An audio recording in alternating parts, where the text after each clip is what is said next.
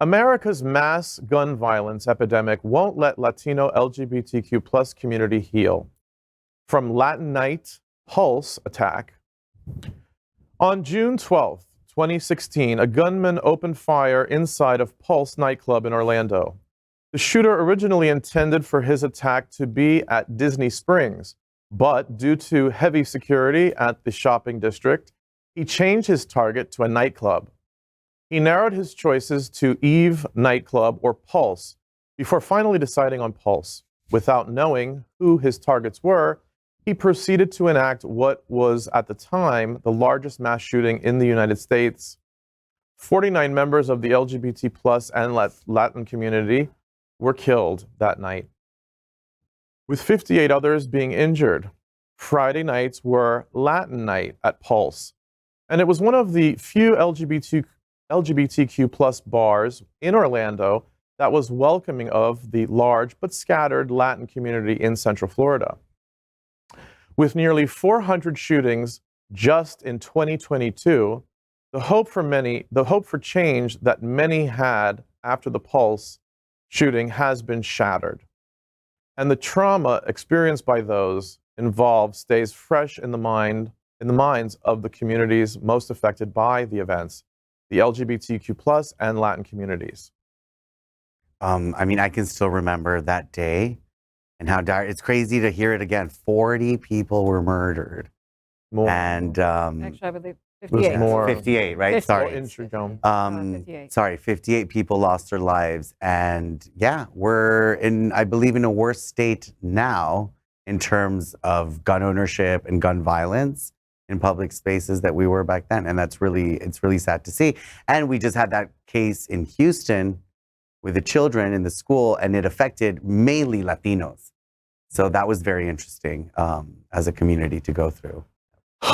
I mean, how many people, innocent children, have to die? Apparently, it doesn't matter. It doesn't matter. It's not about that anymore. Because you know why? Yeah. The real threat are the drag queens, right? It's not even that. It's just like, even as a 15, about to be 16-year-old kid, I've seen the effects of gun violence in my own neighborhoods. And I was in 5th grade with the Parkland shooting. I knew a girl who was killed. I'm sorry. That's one of those things that, like, as a little kid, you don't really understand until you see it every day as you get older. And then coming to terms with, like, being queer and Hispanic in, like, the times that we're in, it's like, yes, it's liberating. Yes, it's great. It's amazing. Until how many kids go and get shot up again? Right. So it's like, when they're saying that we're not able to really move on from any of this, it's not a lie. Because we do have to end up, I leave my house and I go to school and I still have that fear of, like, what if something happens? Yeah. Because, like, we have the trainings. We have, it's like, okay, code red, we push everything in front of the door, we go to the corner. But that has an emotional effect on kids. Of course. And, like, it's not even that. It's just traumatizing. It's like, we can prepare you all throughout your entire, I've been doing this stuff since I was in elementary school. Wow.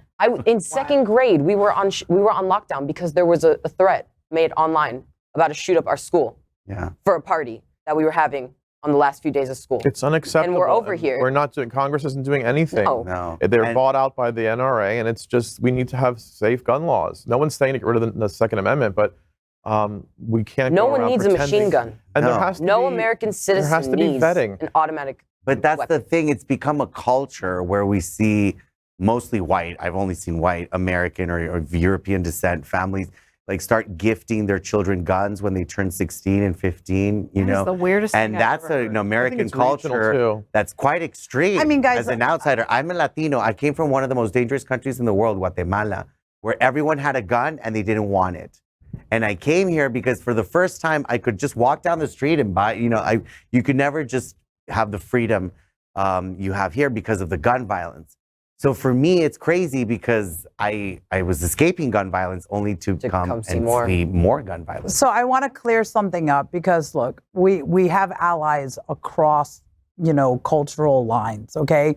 And we make it look like it is all white people toting guns. But I'll tell you, I know a lot of Latino gun-toting lovers who have an arsenal. That's most of my okay, yeah. I mean, and listen, I'm not a gun owner, but I would be. And I'm not saying that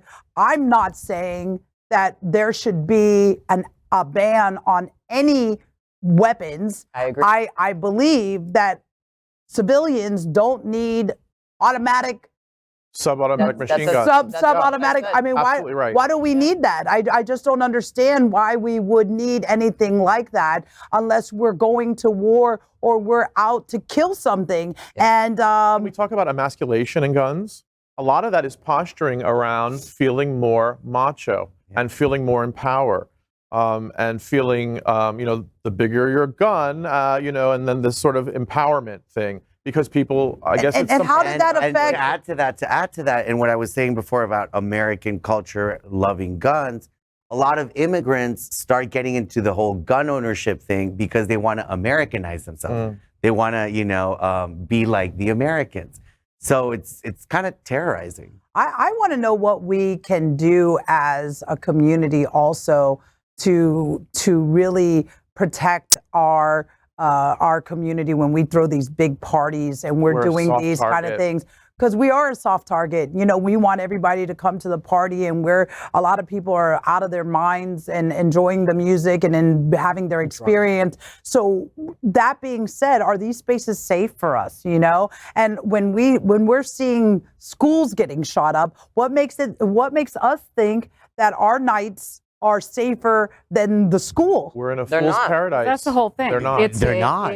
now a risk wherever you go. It becomes Especially it The doesn't mall, just become- Large The gatherings. nightclubs. Exactly. It doesn't just schools. become just a shooting. It then becomes, because I understand it's like the mass shootings, but we're not even bringing to light all of the drive-bys that happen. Oh, yeah. All of the crime that happens from our own people to ourselves. There's a lot of now traffic rage or Road rage. Yeah. road rage Yep. that's in Miami-Dade. We've had like 4 reports in the last few months of people taking out their guns on each other. I remember Guatemala that would happen. People would kill each other just because everyone just had so much guns and not because people actually wanted to kill each other. Josie, So to your I've kind point of about lived being a through soft target, we did have a visit shortly after the election results. And I don't know if you know this, I posted it on my Spill the Tea account that a group came with hate, a large group protesting and calling out slurs against the LGBT community.